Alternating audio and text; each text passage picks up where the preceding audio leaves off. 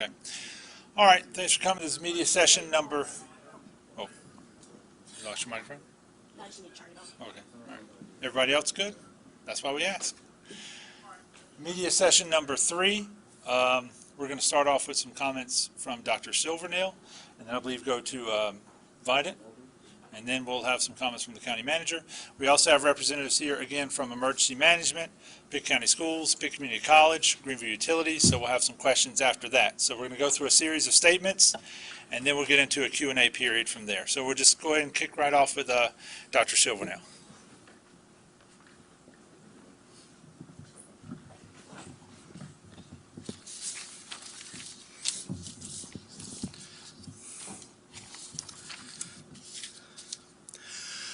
Good morning, fellow Pitt County residents, response partners, and members of the media. First, for our fellow Pitt County residents suffering with COVID-19 infection, let me express my most sincere wishes for a speedy recovery. Our thoughts and prayers are with you. To all of you, thank you for following our social distancing recommendations. Thank you for following our hygiene recommendations. You all have done a great job with these things. Unfortunately, COVID-19 has arrived in our community, so I must ask you, to the extent possible, to go home and stay home. I have adopted this for myself and my family, and I feel I must give the same advice to the people that I serve. If you are employed, please consult with your employer to determine if your job is essential. You may also contact the Pitt County Health Department hotline for more information. That number is 252-902-2300. Again, 252-902-2300. Or please visit our dedicated coronavirus information page on the Pitt County government website. You may ask, how long will this continue? We don't know for sure. The incubation cycle for COVID-19 is 14 days. We will evaluate cases daily and across the 14-day or 2-week incubation cycle to see how we are doing. Yesterday, this epidemic struck close to home. One of our Pitt County employees tested positive for COVID-19. This individual was briefly in her work environment and left to be seen at our county employee clinic. She did not return to work and has been in isolation since that day.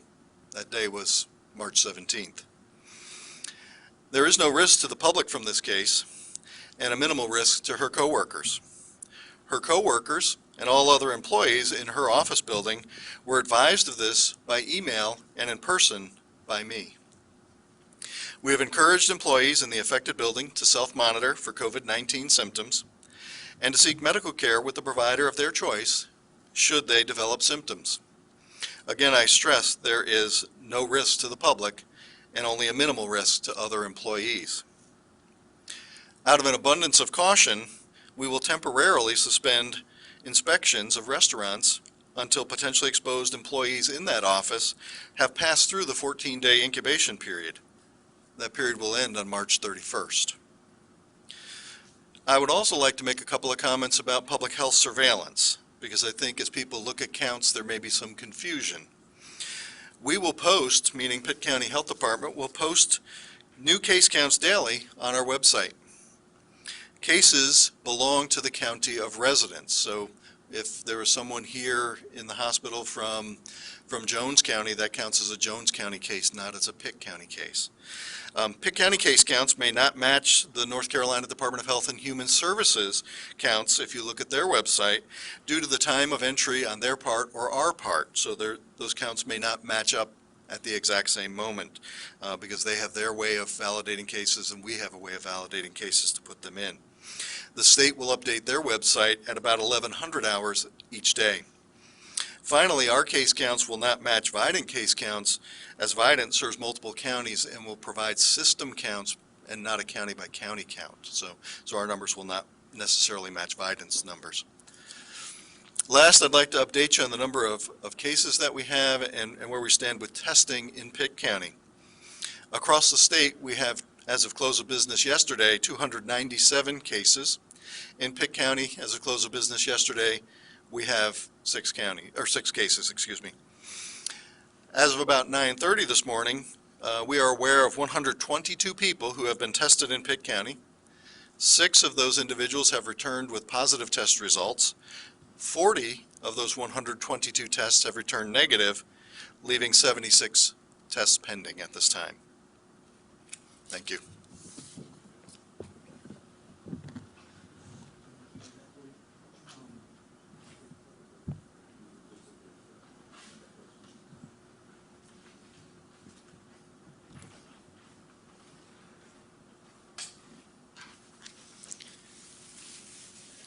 Good morning. Thank you.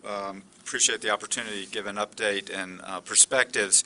First, I'd like to start with thanking the Pitt County Commissioners and the Mayor and the Greenville Council for considering taking appropriate and bold action to help the citizens of Greenville and Pitt County. These appropriate actions were taken last night to protect our citizens, our healthcare workers, and our economy. I encourage all of the municipalities in Pitt County to join and take these appropriate actions when they can help the most, which is now. They've done the only thing that we know can work, and we also know it only works if it's done early. It's very confusing. We hear numbers and those kind of things, but frankly, it's very straightforward. We know this virus is in North Carolina. We know that it's doubling every 2 days. The headline that just came across the News and Observer is a significant increase. And in fact, the numbers this morning for the state are 100 higher than you heard just a few minutes ago. That is what we are trying to battle. And it is only won by social distancing, avoiding contact, and trying to not spread this virus to others. So we applaud the commissioners with moving to have no large groups, because you can imagine before at the state and other areas, 50 people coming together is a very large group and could spread significant virus. Washing your hands and disinfecting, and as you've heard, not coming to the hospital unless you think you need to be in the hospital, just like you would with other problems, and then self-quarantine. At Vidant Health, we continue to prepare. We have thousands of people that continue to prepare for the wave that we know is coming. And we hope that the other municipalities and the other counties that we serve will join Pitt County and Greenville to help stem that tide. I'd like to thank the caregivers, nurses, physicians, technicians that are working tirelessly to prepare for the surge that we feel that will come, and we are pretty confident will come, and we just hope that these actions that we know have been taken give us a chance to have a smaller surge. So we want to thank all of the providers and team members for their dedication to serve Eastern North Carolina. Thank you.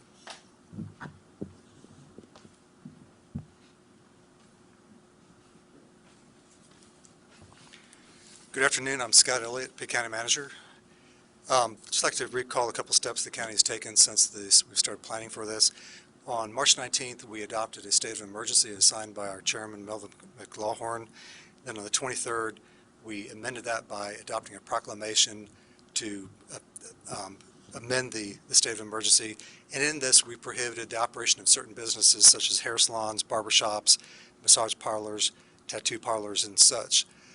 Right after we did that, the governor then did the same thing, but expanded that list to include swimming pools, internet cafes, and a few other uses. So what we did was then superseded by the governor later that afternoon. Last night, the Pitt County Board of Commissioners met in a regular meeting.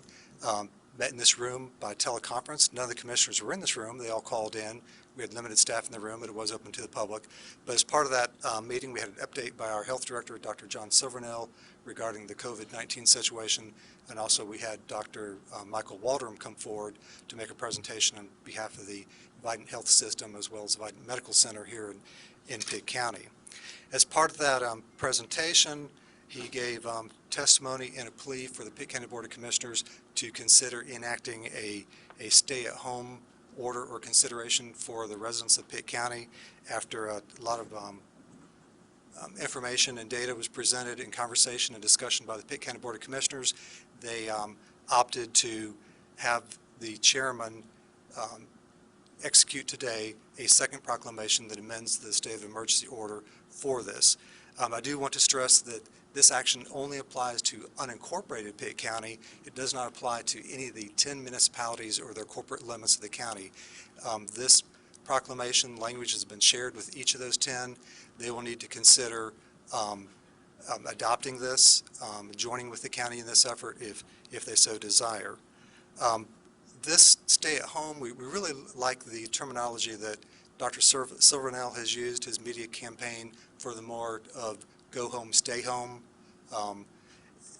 stay there unless you have essential travel, going to work, shopping, doctor, anything like that. This proclamation, as well as our first proclamations and the state of emergency, will be on our Pitt County website. That's the www.pittcountync.gov/coronavirus, and that should be up there now as I speak. The actual proclamation itself, the second one that has been enacted as of this morning, has 5 sections. The first basically is the stay at home or at place of residence, and we're just basically asking people to stay in place and not to be out and about unless they have to. We're not restricting, we're actually encouraging exercise. If you're going to go for a walk, a jog, the parks are still open, the greenways are still open, but for the most part, we're asking for people not to congregate in groups. The second part of this is entitled Restrictions on Operations of Certain Businesses. We want to stress in this that we've written this so that essentially that business is broadly defined, and that we want basically people to go to work, go home, do the essential trips they have to in between, but hunker down at home and not be out and about if they don't have to. There are other than basically what the governor has precluded from opening, which I already talked about, there's really hardly anything else in this proclamation that would require any business or anybody not to be able to work in Pitt County. We also are prohibiting the gathering of groups of 10 or more people. Before that was 50. So right now, all this begins tomorrow at 5 p.m. And the last one we have is the restriction on use of playgrounds. In Pitt County, as in like the Alice Keene Park, we have roped off or taped off the playground at that park facility, so school children are not, or children in general, are not touching playgrounds, spreading germs and such. There was one other section I wanted to highlight in this ordinance, Section 3. Essential government services, basically saying that federal, state, and local governments should continue to serve. Obviously, we have a role in this situation, and that is the other section of the ordinance, or the proclamation. So that's all I have for right now. We will take questions, I think, unless there's anybody else who want to speak. Mike? Okay. We're going to ask other groups to speak first, and then we'll take questions at the end.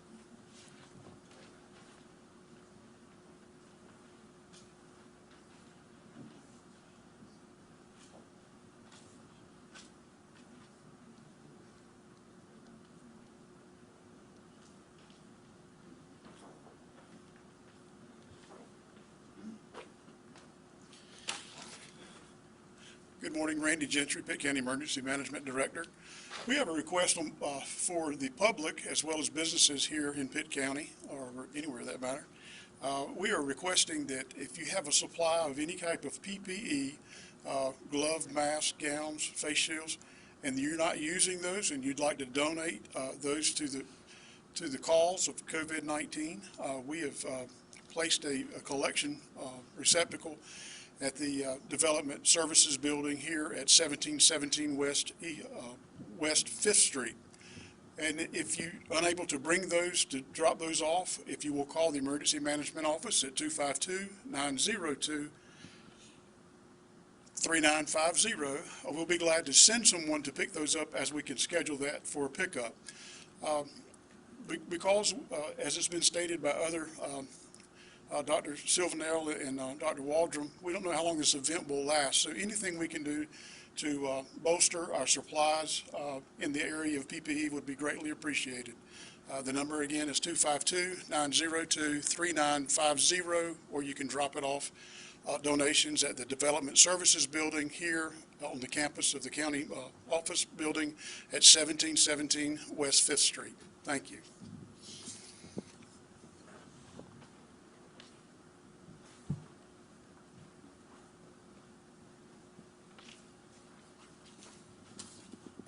Good morning, Jennifer Johnson, Public Information Officer for Pitt County Schools.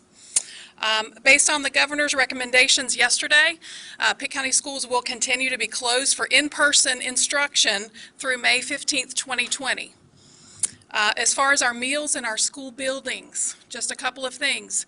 We are providing meals for children ages 1 to 18 in Pitt County, and we consider that to be an essential service. The school buildings that provide these services will also remain open. Last week, we served 40,000 meals as Pitt County Schools, and we're now averaging 12,000 meals a day. The state's education system as a whole provided over 1 million meals statewide last week. We are still continuing to clean and disinfect our school buildings, and we will continue according to the CDC guidelines. Regarding instruction, we know you have a lot of questions. Communication from our state superintendent is that, again, we will remain closed for in-person instruction through May 15th, 2020. Virtual resources beginning Monday, March 30th, will occur in order to engage as many students as possible. For those who need devices, we understand. For those who have access to the internet but do not have access to devices, we will begin to distribute 1 device per household for students to access online learning. Please check our website by Wednesday. It is not up right now. Please check our website by Wednesday for device requests and online forms. For those without internet service, we understand there are some sections in Pitt County that do not have internet service. We are providing comparable paper packets of material upon request from families, from their teachers. Please be patient with us. For students of varying abilities, our Exceptional Children's Department staff, our district staff, our school counselors, our school psychologists, and our school social workers, they're all working to provide extra educational resources and assistance to our students as well. Again, we want to engage as many students as possible at this time. Regarding testing and grading, as of today, our state is working on requesting testing and grading waivers.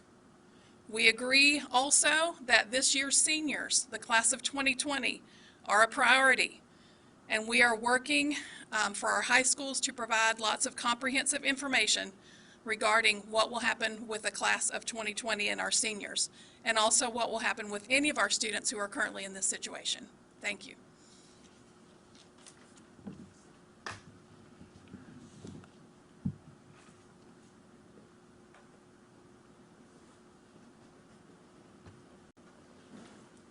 I believe that's all the prepared comments we have for today, so we'll open up the floor for any questions. I guess we'll start with Dr. Silvernail. We'll go in the order of that. If anybody has any questions for him.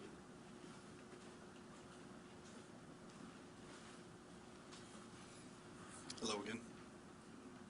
I'll go ahead and start. So why is this movement of go home, stay home, why is this the most effective way to combat COVID-19 in Pitt County? The further we can keep people apart, the more we can decrease the spread between people. Do you think people truly understand this message so far and what you've seen and how you've been communicating with residents? I think so. I think the uptake of our message has been very good. I think people have been practicing what we call social distancing and trying to stay apart, avoiding handshakes, proper hygiene. I think people are fanatical about washing their hands or sanitizing their hands. So I think from my perspective, I'm very pleased to see what our community has done with that information. Why go home, stay home, and not shelter in place? That was a message that we chose yesterday before the county commissioners took their action, and we felt that gave clear direction to folks that if you can go home and stay home and spend as much time away from other people right now, and I'm kind of a hermit myself, so it kind of comes natural to me, but for folks to go home and stay away from folks as much as they can, again, as sort of a final firewall between them and the infection. We're hearing that it takes up to a week to get test results back. Are you guys having those same struggles here, or how long does it normally take? That's true. It depends on the laboratory. With the state lab, we're on the order of 24 to 48 hours. With LabCorp, we are generally seeing 6 to 7 days through LabCorp. I've heard that samples coming back from Quest come back in about the same time frame, but I haven't had any patients that were tested with Quest to be able to assess that. With that obstacle, does it make it more difficult for you guys to do what you need to do for the county?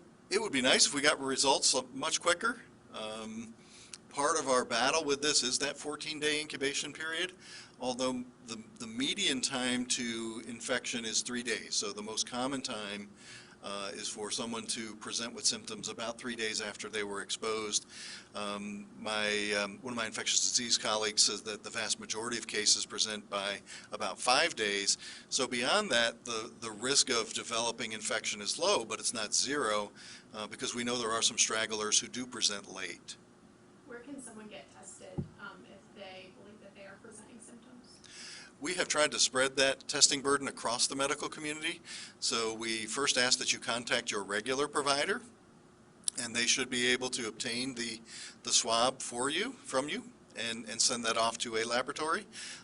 If not, we have done some limited testing at the health department, but only if folks could not get tested somewhere else. For those who did test positive, are you allowed to say which facilities they worked in, like if they were working in schools or what kind of facilities? So we've had a request for you to repeat the question. Okay. So the question is, can we release where the individual works? And to some extent, that's true. Last week when we released our first case, we advised the community that individual was an employee at North Pitt High School. I don't want to say more because I do have a duty to protect that individual's confidentiality.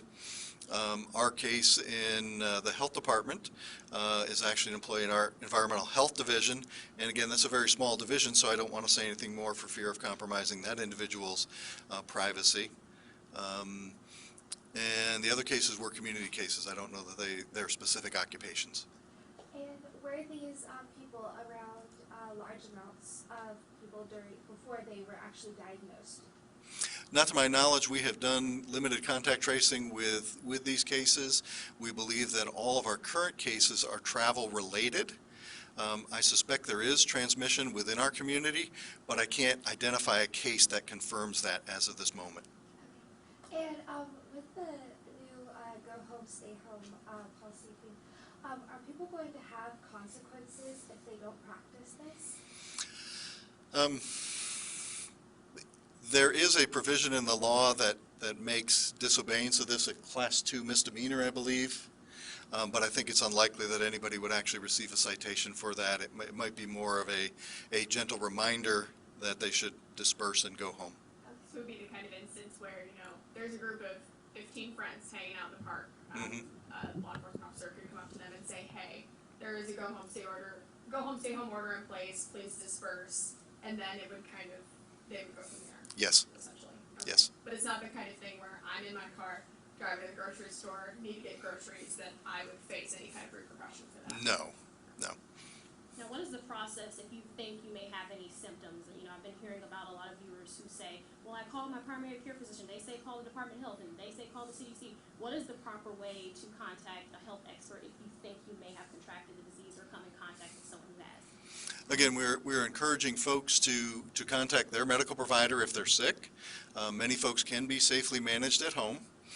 For those that are mildly symptomatic or asymptomatic, meaning they have no symptoms, we generally do not recommend testing for that group. And part of that is that both locally and nationally, there's a very limited capacity to process these tests. And the more tests we put into the system, the longer the turnaround time becomes. So we're trying to save that critical resource for those patients who need it most. And I understand that's been confusing for folks, and to whatever extent we've contributed to that, we do apologize. We have obtained a couple of tests in very unusual circumstances where the person could not obtain that from other services, but we have tried to also maintain our other mandated services for the community that we deliver every day in public health. There might not be an answer to this question, but a lot of folks have been asking us, how long is this going to last? I wish I could tell you. I think the way that I want people to think about this is that there is some number of incubation cycles we need to get through. An incubation cycle is 2 weeks. I'm hoping that's a small number, but I can't tell you for certain what that number is. Have there been any hospitalizations related to the virus in Pitt County yet? We have one individual from Pitt County who is in the hospital. And have the rest of the patients just had mild symptoms? The rest of them have generally had mild symptoms, yes. And generally, we're hearing that there's different things about the ages of these patients, not here specifically in Pitt County, but across the country. More younger folks, surprisingly, are getting these symptoms. Can you talk to the folks, to the cases that are here in Pitt County? What type of ages are these people? We've had a couple of college-age folks, so about a third of our cases. It's pretty easy. The numbers are still small. So about a third of them, 2 out of that 6 are college-age folks.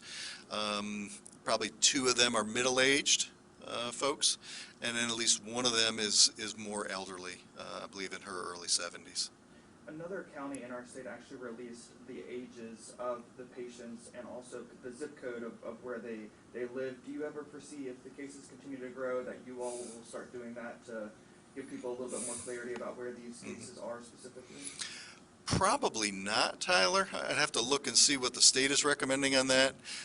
With the infectious distance being 6 feet, I'm not sure how relevant a zip code is to being 6 feet away from somebody. So I would say we probably won't do that, but our reporting may change as this evolves. And there's news of a new testing that can essentially determine if someone's positive or negative, like within an hour. Do you ever foresee, I think the FDA just approved it just recently, do you ever foresee those type of tests here in Pitt County? Well, and I don't know, Dr. Waldron, would you want me to comment on your testing, or do you want your rapid platform? Or I'll answer that question. Yeah, I'm going to defer that question to Dr. Waldron because he actually has that platform available in his system. Can you talk to me a little bit about the significance that we're starting to see community spread rather than just these people traveled to an area that had a lot of infections? What is the significance of that? She's asking what is the difference between travel-related and community spread? What does it mean to have community spread or community transmission of the infection? And what that means is that it is circulating in our community, and there may be cases that are not identified because they are mildly symptomatic, and those folks are giving the infection to other people. Where these first 6 individuals, we've been able to identify a gathering or travel that they were at where there was likely transmission. If a person is showing symptoms and they don't have a specific medical provider that they go to, what do you recommend for them? They can start with the urgent cares in town. Urgent cares will see anybody. We're trying not to overload the emergency department. Obviously, if they feel their condition is severe enough to warrant going to the emergency department, they should not hesitate to go to the emergency department. Most folks can be safely treated in an outpatient setting, an urgent care, private physician's office, other places like that. But to try to avoid going to the ED if possible. Tyler? Any steps that person should take to kind of minimize the exposure if they have to go to the emergency department or the urgent care or wherever? If you think you have this infection, you should always call your provider first and discuss it with them and let them know that you're coming in. I believe the ED has already set up a screening process for everybody coming in. I'll let Dr. Waldron address that more in terms of how they're managing that. But yeah, it's helpful if you're coming in for your provider to be prepared for that if you suspect you have COVID. We're getting a lot of people communicating to us that they're scared, they're uneasy, as I believe we probably all are. What's your message to those people that are feeling very scared and uneasy right now? Be confident that about, probably 80% of folks who have this illness will have a mild to moderate illness. Yes, some folks, about 15%, will have a more severe illness, and about 5% of those infected will have a critical illness requiring advanced medical support. But 8 out of 10 is pretty good odds that you'll have only a mild to moderate illness. So I know these are frightening times. I can't say that I've ever seen anything like this in my personal or professional life. But it's important to try to not panic and to follow recommendations and to take care of yourself and your family. We're still getting comments that the public cannot hear the questions being asked. Out of the 6 confirmed cases right now, is there information or other groups in the area that should be kind of self-quarantining and understanding that maybe they had a potential exposure other than the 2 that we know of so far? So the question is, with our current 6 cases, are there other exposures? Our communicable disease staff interviewed those cases and contacted those folks who were likely exposed directly.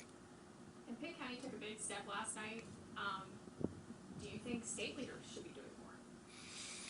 Repeat the question. The question is that Pitt County took a big step last night. Should our state leaders be doing more? I think I'm going to leave that to our state leaders to decide. We're a leader in the East, and we chose to be a leader in the East last night. We have our reasons for doing that. Again, that's kind of our final firewall against this infection.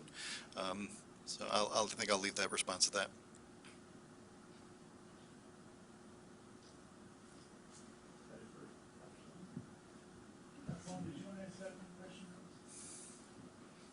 I'll step away. Thank you. Thank you.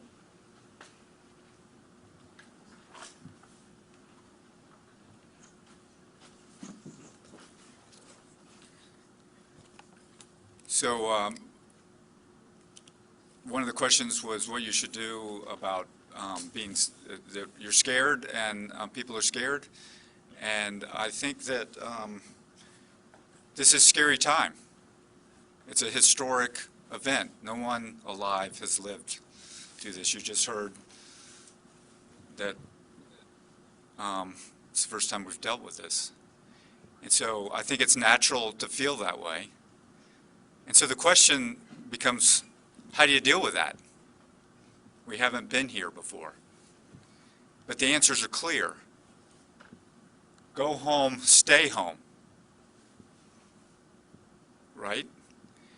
And if you're home and you get mild symptoms that you think may be consistent with something like this, like the flu, you should stay away from people that you love so you don't give it to them and self-quarantine yourself, just like you would if you had the flu last year or 2 years ago. If you get sicker and you need care, you seek care, just like you would before. So that's how you deal with this.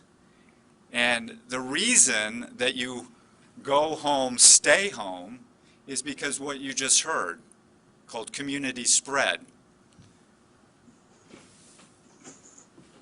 Community spread means that you're on a growth curve. Once the virus gets into a community, it starts spreading. And the number of cases increases, goes up. This is called exponential growth. And in North Carolina and in the country, right now, this virus is increasing. The number of people infected doubles every 2 days. That's what we saw in China. That's what we saw in Italy. That's what we saw so far in the United States. And that's what we are seeing in North Carolina and in eastern North Carolina. So if you want to change the number of people that get infected, you separate them, you get them isolated from each other so they cannot spread it to each other, and you take protective measures so you have less of them affected all at once. Can you talk to me about the significance of that dotted line? So this is healthcare system capacity around the world and including the United States, North Carolina, and eastern North Carolina. we cannot take care of people if this surge, the wave, is too high, too fast, just like any business. And so we need to push the wave down. The way we do that is go home, stay home. It's pretty simple.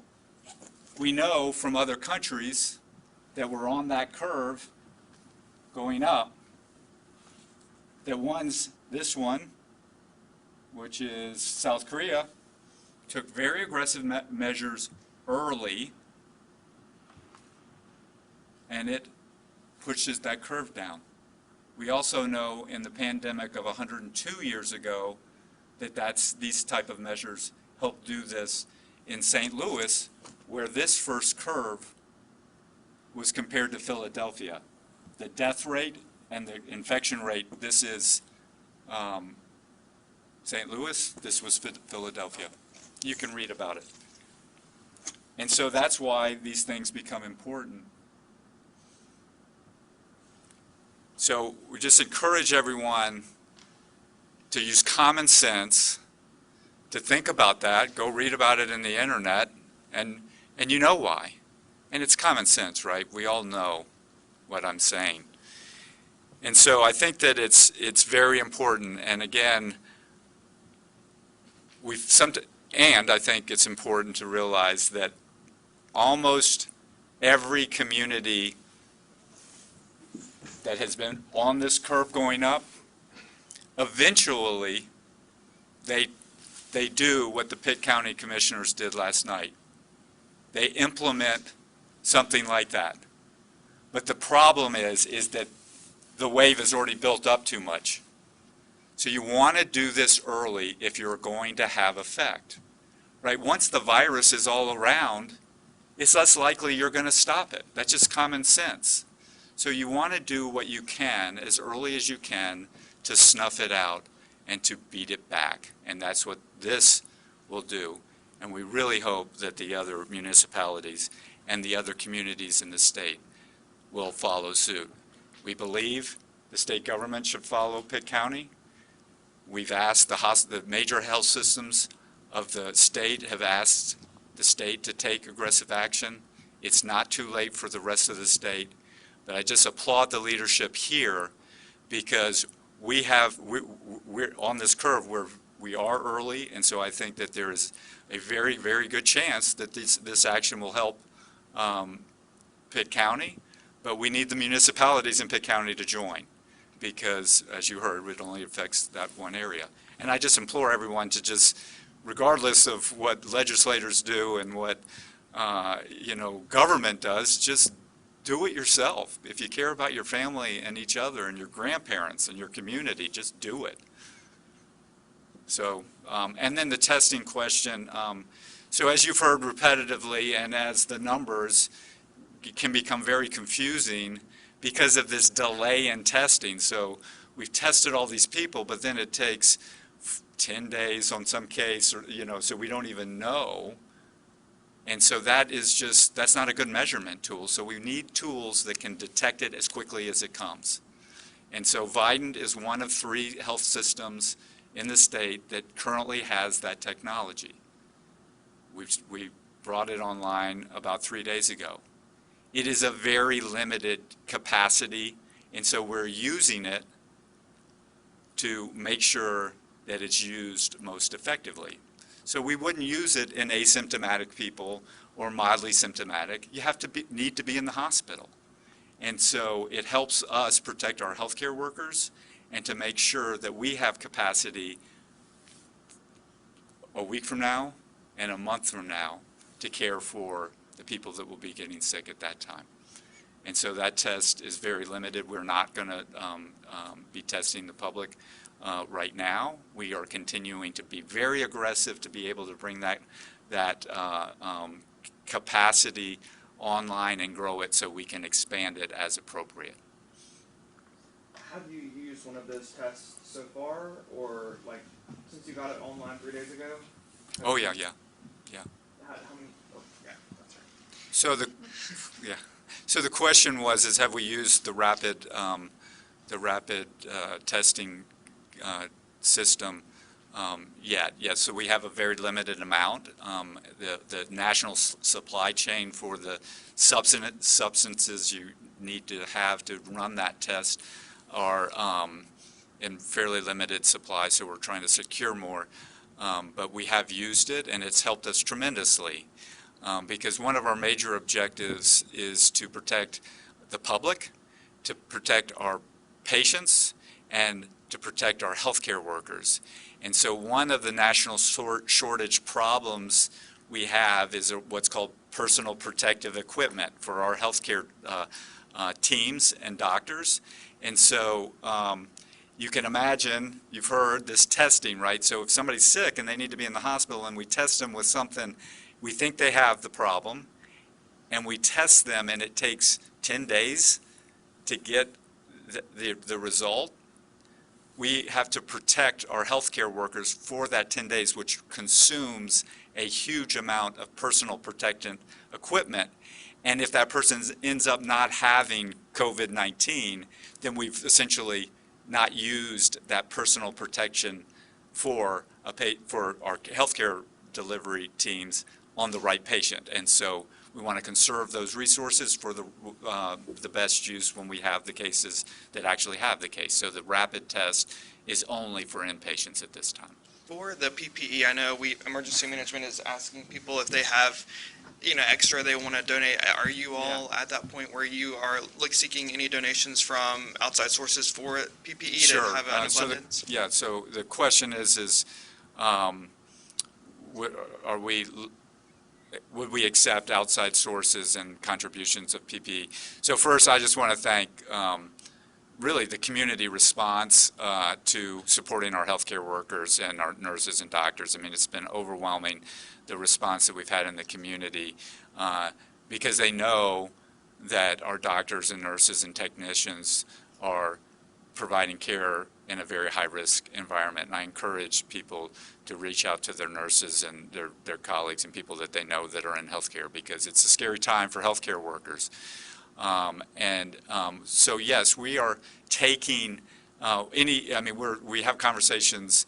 We're constantly looking at innovating, and so we have a lot of activities to increase our PPE supply and to grow new supplies and those kind of things. And so there's a lot of work in that space.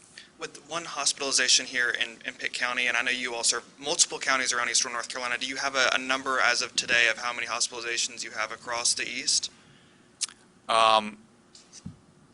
The exact number, actually, I'm supposed to be in a meeting at noon where we get the daily numbers come in. We have multiple cases in different hospitals across the region.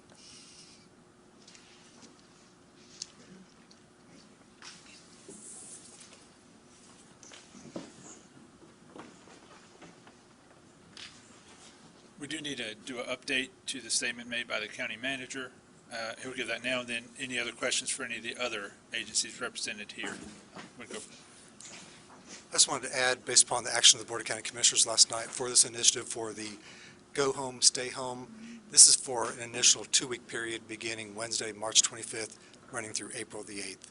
So it's 2 weeks, and the idea, as Dr. Waldron had pointed out, is to try to flatten that curve this 2-week period by the more we can encourage people to stay home other than having to work or shop or seek medical attention, we can flatten that curve. So go home, stay home as you're able. Thank you. Any questions for any other agency? If you'll come back up, I have a question about, could you explain what the unincorporated area, could you kind of go into detail like in a more basic form, because I think people are confused about what that means. Sure. If you live within a municipality, if you're paying taxes or if you vote in a certain area, then you live in a municipality. Basically, the unincorporated areas of Pitt County are those areas that are not within any of the 10 jurisdictions, i.e. the Greenville, Winterville, Ayden, Grifton, Farmville, Fountain, Grimesland, Simpson. I'll probably leave somebody off the top of my head, but the 10 municipalities. Don't mean to offend anybody, but if I left you off. Got it. And also, people want to know about liquor stores. Are those one of the businesses that could be affected by this? Liquor stores will remain open as they're actually a commission form of, they're a form of government, but they are exempt from this. Got So it. they will be open. And also, do you see a collaboration with law enforcement? Another representative was saying before that they could walk up to people on the streets and ask them politely to go home. Do you see anything happening where you might need to collaborate with them to kind of get people to take it seriously? Well, I've reached out to our Sheriff, Paula Dance, and have talked to her about this, and right now they're seeking voluntary compliance. They're not looking to arrest somebody, I guess, unless they were just completely defiant and as such, but if somebody, like was presented earlier, if a group of people are gathered socially outside, law enforcement, at least Pitt County, will come up to them and say, hey, I want to make you aware that there's a rule, no more than 10 people should be gathering at a time, and please disperse. And we expect that 99.9% of those situations, people will voluntarily comply. Can you just break down the non-essential and the essential people in this new order and just shed more light on that? The essential and non-essential people is the question, will I bring more light to that? In terms of, for Pitt County government, I mean, most of our operations are essential. In terms of, I can bring the county attorney up who helped me draft this, from a broader sense in the community, is your question more directed toward the county government or the community in general? It's just the community, so people would know if, what category they fall into, and additionally to that, if people are essential and they are making their commute to work, do they need to have some type of documentation or something? No, again, like I said in the very beginning, we have broadly defined the definition of the essential. Other than what the Governor Cooper is requiring to be closed, and the attorney can correct me, we are not requiring any other type of business, manufacturing operation, or service industry to be closed other than what the governor is closing. As one of the first government entities in the East to implement this order, how are the conversations, or what do those conversations look like with all the other municipalities here? Do you foresee that happening later in the week based off of the information that you've shared? We have a weekly conference call with all the municipalities as well as other partners here within Pitt County. Like I said earlier, we have pushed this out to all of these 10 municipalities as well as those other partners this morning, so they will see the formal document of what has been executed. And I'm sure tomorrow we'll be having active discussions with those municipalities and other partners. And I would like to note there, in terms of local governments in North Carolina, the town of Beaufort was actually the first local government to enact a proclamation like we did. I believe we are the first county out of 100 in North Carolina to do so, but they were the first local form of local government. That's the list too, right there. Okay. So you can find that. Yeah, this is information that's listed on our Cronus page on the Pitt County website dealing with essential services include. Again, very broadly defined. Thank you. Okay. Schools, Pitt Community College, food utilities. Are there any other questions from you? I don't think so, no. Very good. Thank you. Hey, Mike, get the hashtag back up there. You wanted the go home, stay home? Okay. Just like that. Thanks, everybody, for coming today. To any of those watching on Facebook, we apologize for some of the audio issues we had. We're working with Facebook on that to get that corrected. We'll have that ready by the next media session, which will be on this Thursday. Otherwise, thank you all for coming today.